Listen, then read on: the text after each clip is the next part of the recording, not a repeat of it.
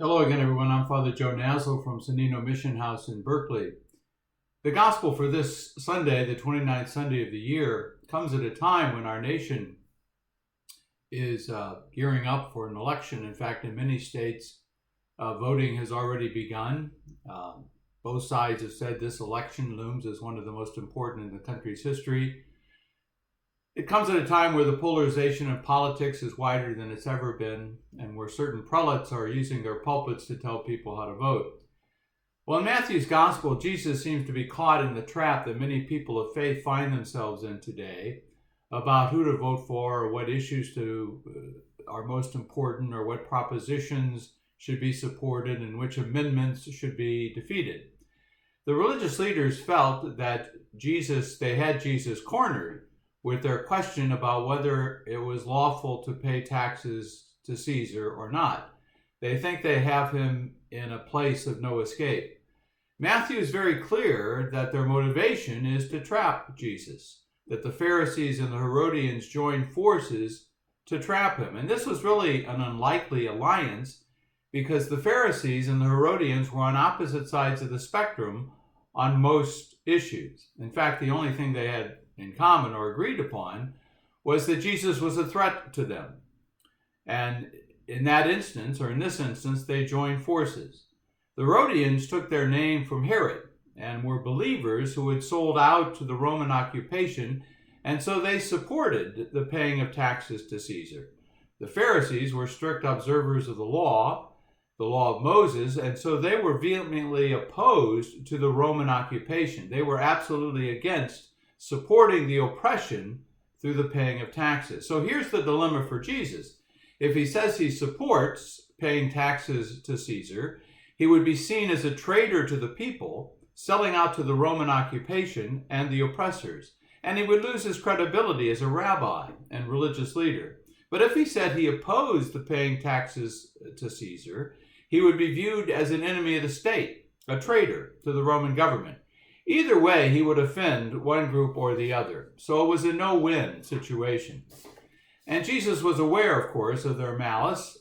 So rather than answer the question directly, he unmasks their hypocrisy by asking for a coin. Notice Jesus doesn't have a coin.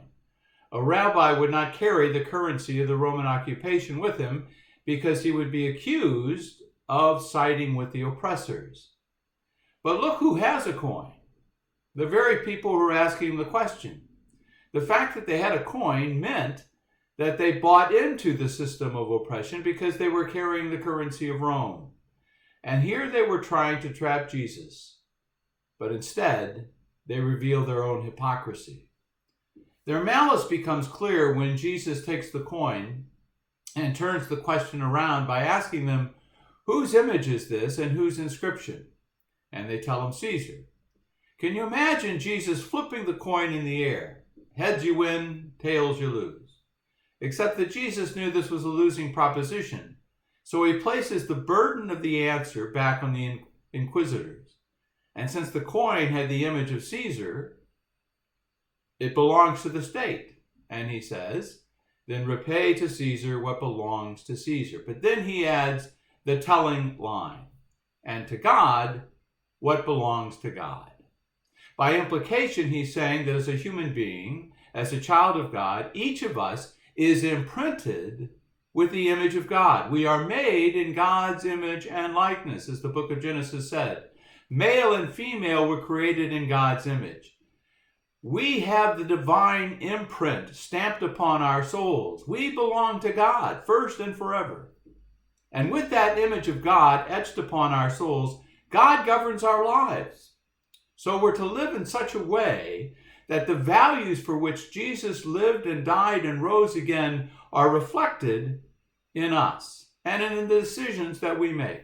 More than anything, the gospel and the question of belonging invites us to take a very serious look at what are the values that we profess and how do we reveal in our actions this sense of belonging to God.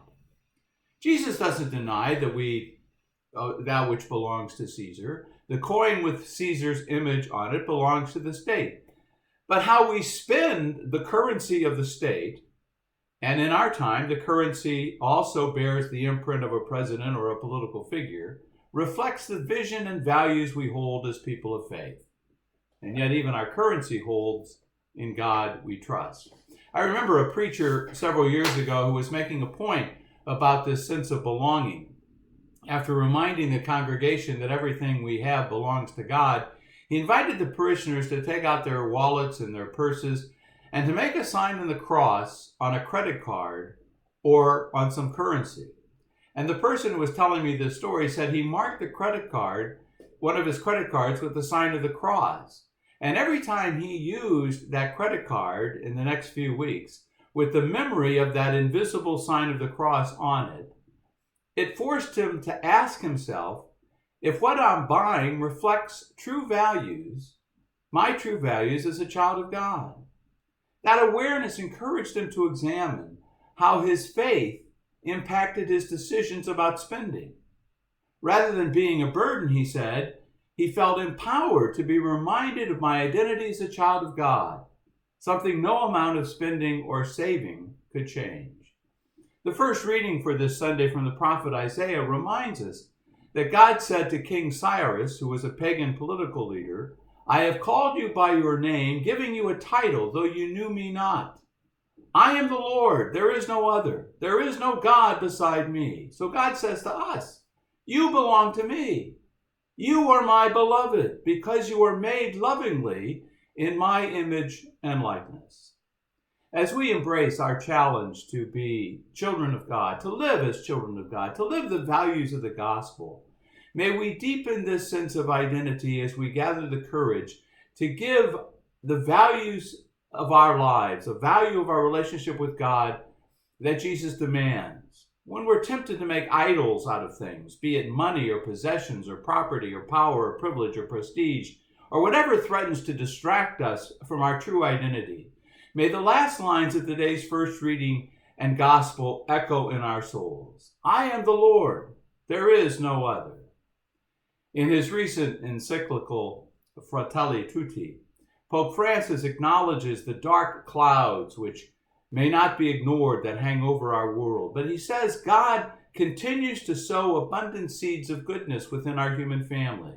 Referring to the pandemic, he says this ongoing crisis enabled us to recognize and to appreciate once more how all around us, in the midst of fear, are people who responded by putting their lives on the line, and how we began to realize our lives are interwoven and are sustained by ordinary people valiantly shaping the decisive events of our shared history.